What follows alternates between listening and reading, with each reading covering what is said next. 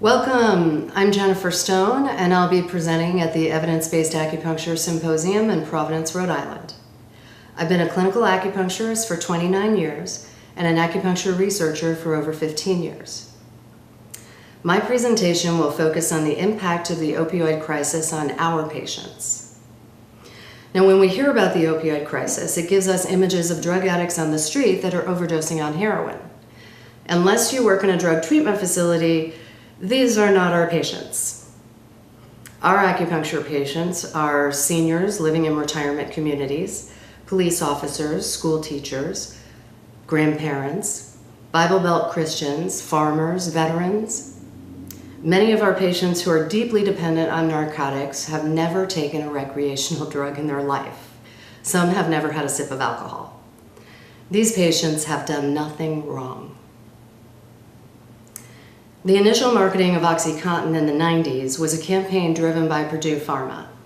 With an incentivized bonus system, Purdue trained its sales force to convey the message that the risk of addiction to OxyContin was literally less than 1%. Doctors eventually learned that the pharmaceutical companies were wrong. Addiction to narcotics is common and dependence is guaranteed. Discontinuation will result in withdrawal symptoms, such as restlessness, palpitations, insomnia, tremors, and increased pain for 2 to 10 days. Today, there's a national effort to drastically reduce the number of opioid prescriptions. New state and federal guidelines designed to protect the public make it more difficult for doctors to prescribe opioids. Pharmacies are limiting the amount of opioids chronic patients can receive. Our patients are terrified. They don't understand why they're being treated like criminals by the doctors who prescribe the medications in the first place, and they're terrified of going off of their medication. So what do we say to them?